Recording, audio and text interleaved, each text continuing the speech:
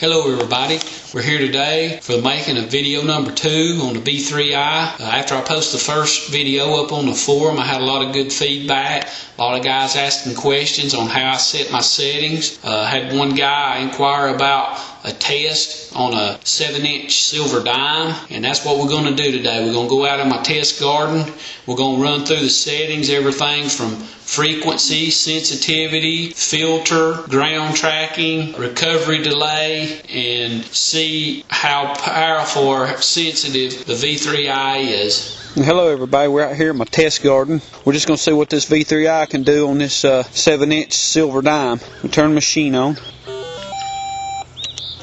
Alright, we're in 3 frequency.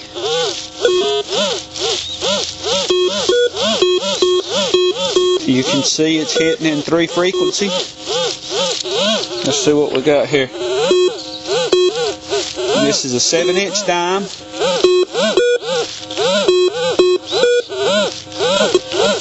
Okay, let's see what we can get here.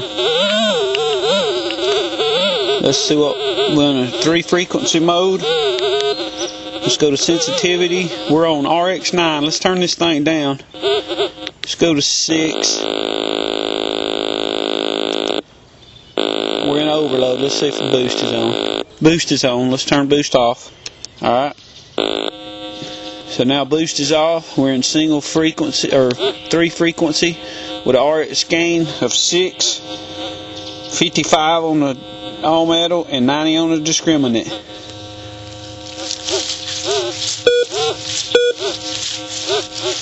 You just barely getting a sound with the all metal. I'm hunting in stereo mix mode.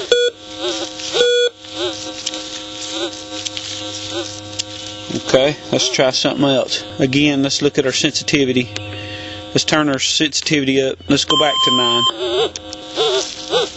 This is RX gain of 9.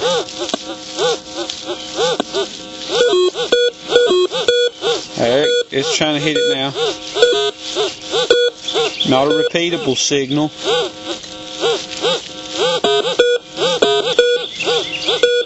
Alright, let's look at our filters. Our ground filters, we're in the 5 pass right there, 5 band. Let's go to the 5 high and see if it helps any.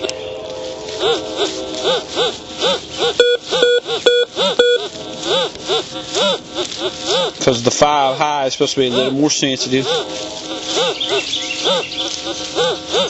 Okay, I'm going to switch back to the 5 band until I can see if we can get us a reading here.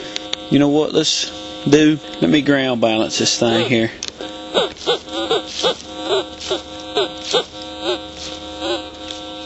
Alright, now we're ground balanced.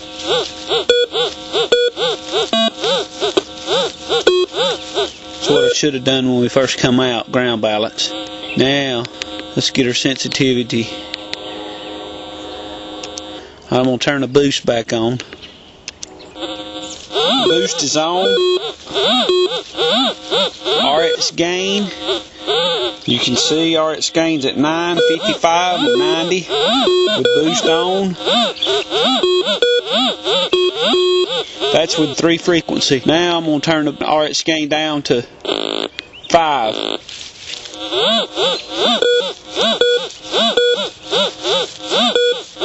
You see, that's with boost on and RX gain at 5. Now what we're going to do, I'm going to turn boost off, and I'm going to change the frequency to 2.5. And I'll tell you what, let's go with the 7.5 to start with. Okay, there's 7.5.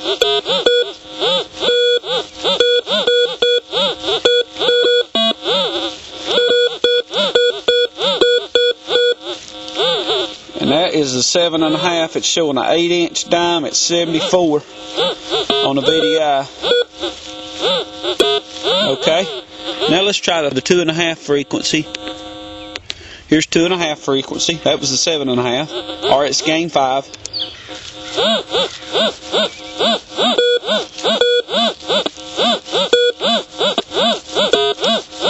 Okay, you can see it's trying to hit it some. 76, 7 inches. So that's a close VDI. Let's see. What I'm going to do now is go back to sensitivity, and I'm going to turn on our boost. Okay, boost is on.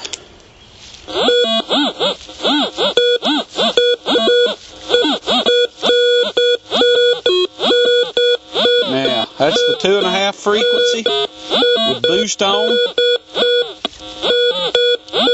RX gain at 5. Now let's try changing our ground filters, because I know we're still in that 5 pass. Let's go to the 10. Here's the 10 hertz band. Oh, it's hitting even better.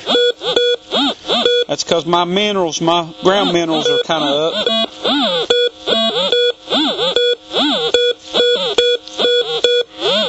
Alright. Well, I think we can see, I'm not sure how much more deeper it'll go, but you can see that you definitely dig a 7-inch silver in a variety of ways, but it seemed like the best was the 2.5K frequency with the 10-band filter, but it also hit in the 3 frequency and also hit with a 5-band filter a little, but that's stereo mix mode on a 7-inch silver dime. The first thing you should always do whenever you get to the field is ground balance your machine, whether you do it manually or auto track, doesn't matter, but be sure that thing's ground balanced. I'll take and ground balance it manually, and I'll pump the thing up and down until it's stable, smooth, and quiet. And I don't normally endorse a machine. I've been hunting for nearly 30 years, and I've used all the brands, and they all have some good machines. But with this V3I, this particular machine gives you the most functionality.